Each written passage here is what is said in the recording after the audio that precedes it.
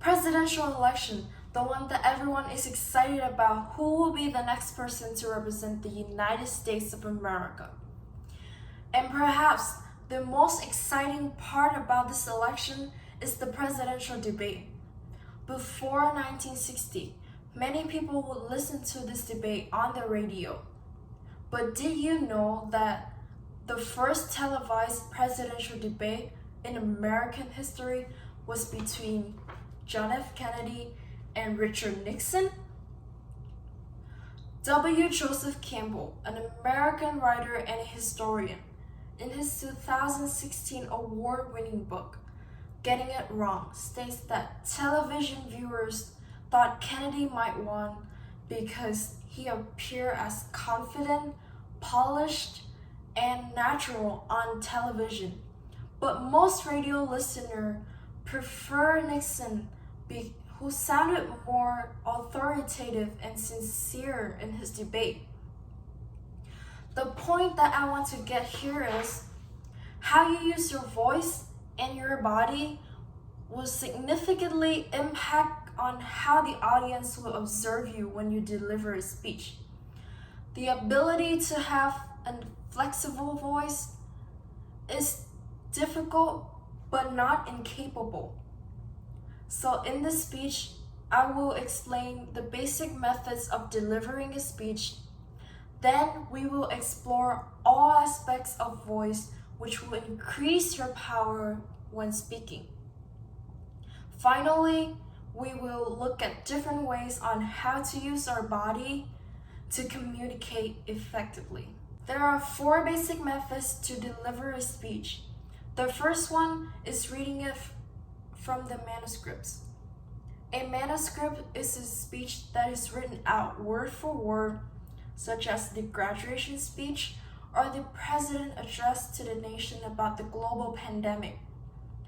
Absolute accuracy is needed for this speech because every word will be analyzed by the press, by their colleagues, or even by your enemies.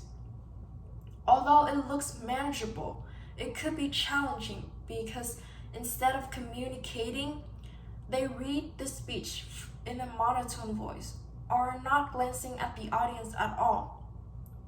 If you're in this situation and you have to deliver a speech from a manuscript, practice your speech aloud and make it sound natural. Maintain an eye contact on the audience as if you're in a conversation and be confident about it.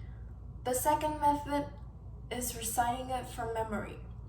Many people memorize their speech because they believe it will make them look polished, but there's a risk to it. You might try to remember what comes up next and not communicating with the audience at all. Memorizing a speech is not mandatory, but by all means do so. But remember to memorize it thoroughly so you have the confidence and concentrating on communicating with your audience. The third method is impromptu speech.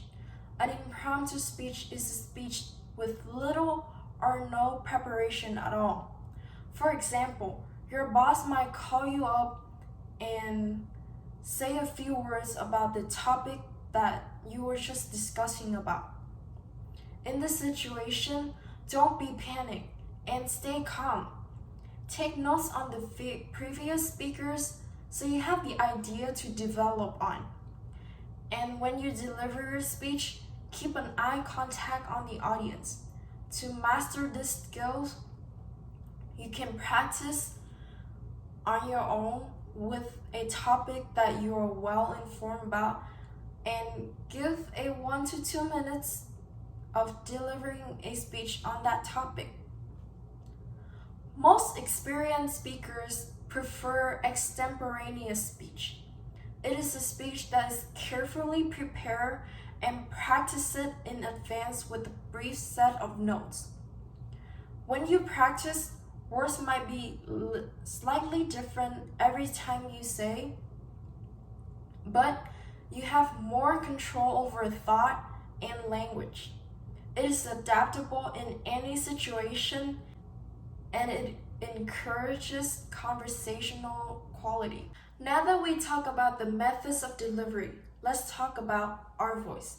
Our voice is unique and amazing to ourselves, and to enhance our instrument, there are 6 elements that we need to work on. The first one is volume. Before technology was invented, a speaker needs a loud voice to be heard by the audience. But after a microphone was invented, even the softest voice can be heard by the listeners. But in a classroom setting, where you're speaking without a microphone, adjust your voice to the acoustic of the classroom. If you speak too loud, the audience may consider you impolite. If you speak too soft, nobody will understand you. Your voice will always sound louder to you than your audience. So after you begin your speech, look further into the back of the classroom and see if the audience is making faces, or lean forward to try to listen to you. Adjust your voice louder so they will be comfortable listening to every single word that you're saying. Pitch is the highness and lowness of your voice. Falsetto may not be useful most of the time, and deep chest voice may make you sound aggressive. If you have no variation in pitch, that means you're speaking in a monotone. However, locate your voice accordingly to convey the meaning and emotion of your speech. Rate is the speed that you're talking. There are 2 mistakes to avoid. If you speak too slowly, the audience may get bored or lose track of your ideas. If you speak too fast, they couldn't grab all the ideas that you're discussing about. In either case, pay attention to rate when you're practicing for your speech. Pauses can be powerful. It signals the end of a thought, or it eases the audience to deeply thinking about the statement that you just made, or create a dramatic moment. Make sure you pause at the end of the sentence, not in the middle. And do not fill your pauses with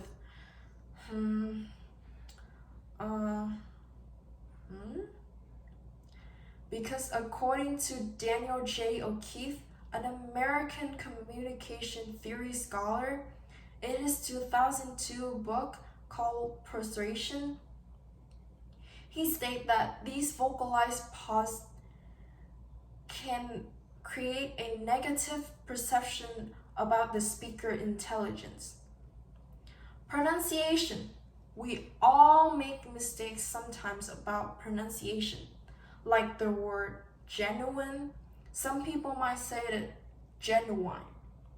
If you doubt your pronunciation, check with the dictionary or find a YouTube video where they pronounce it for you.